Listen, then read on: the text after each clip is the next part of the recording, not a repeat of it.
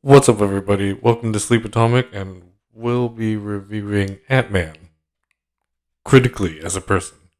No, just the movie Ant-Man. This movie just as a throwback for miniature or shrunken protagonists in the story seems to be like a nice callback to like Honey I Shrunk the Kids and that little bit where like everyone making sets or props as giant things, particularly in proportion as to the actors. There seemed to be like a little craze back then, and I think it's a place you can go visit as well. But it seemed like a very nice studio thing that they kept around.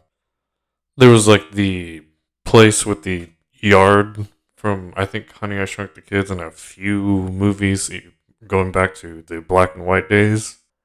I'm not sure if they all went to the same place or they eventually made things just to be like, hey, like we can do that too, or let's do that as well.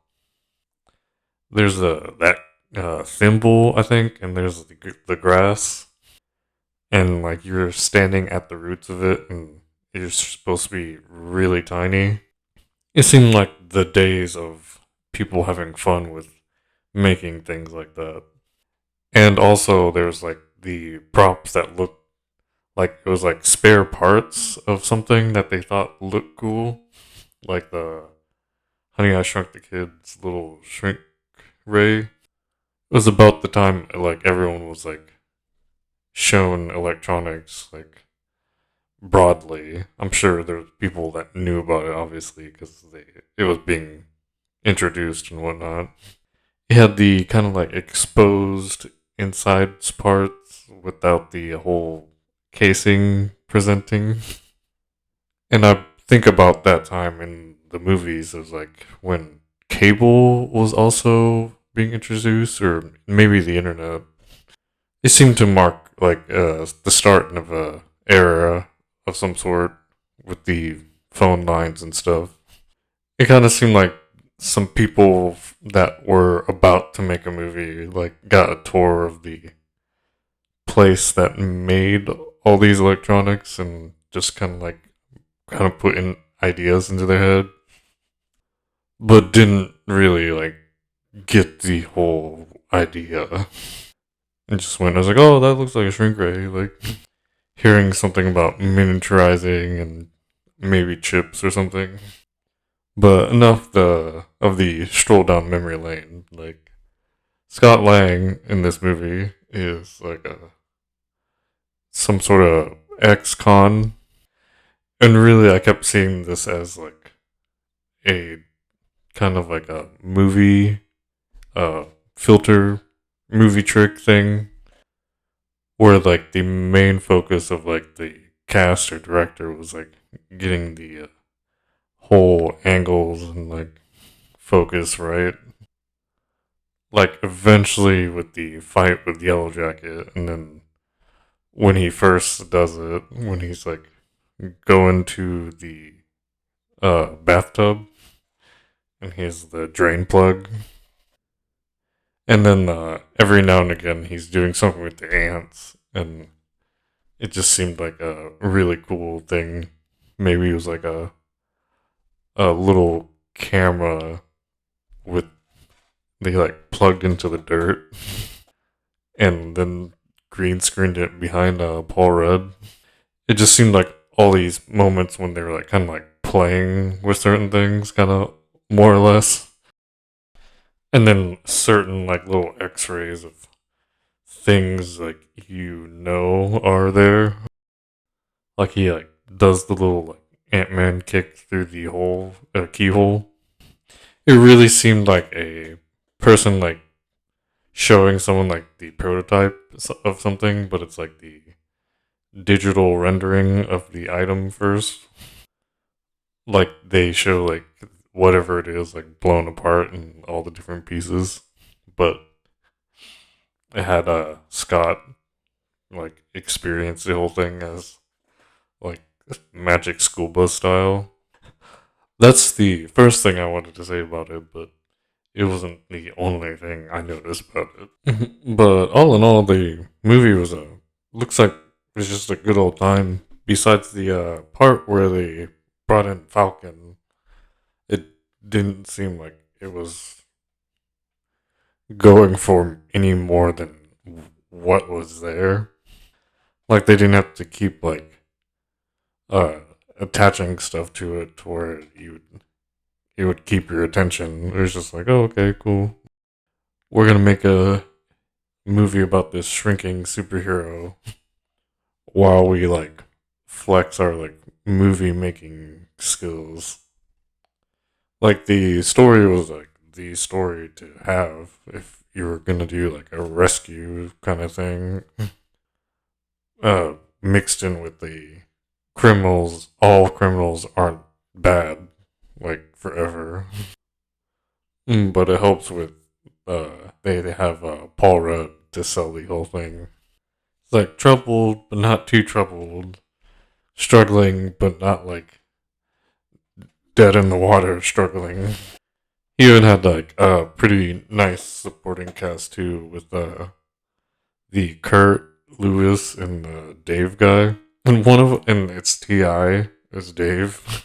It's like, dude, you got a rapper, and he doesn't want to like overtake the whole production. Like I could imagine like the whole cast having a pretty good time like while they were doing this whole thing.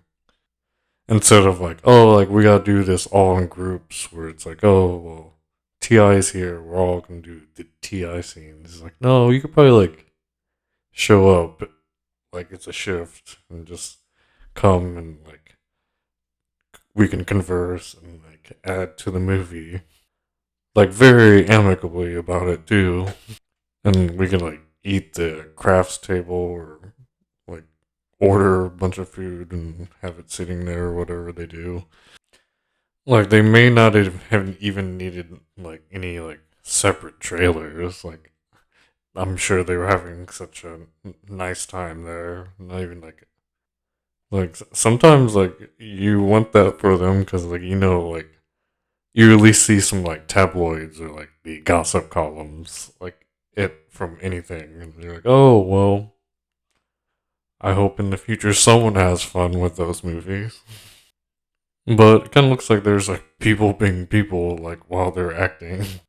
And then the next movie with Ant Man and the Wasp, it kind of seems like they like get some more people added on eventually. It's like we got this guy here now, like we can do this. But to stay on this movie is like, oh, okay, well, even if you're like one of those people where it's like, oh, like the shrinking superpowers, where it's like, oh, okay, like he wants to feel bigger or smaller or capable or um, less noticeable in any sort of situation. Maybe it's like a presence or capability, and the wish is only like so far as a push of a button. But whether if you're reducing it or projecting more of a certain thing for your creation here on Ant Man, or your analysis of the powers of Ant Man, it's nice to see the finer workings of certain things and how you can operate during such things.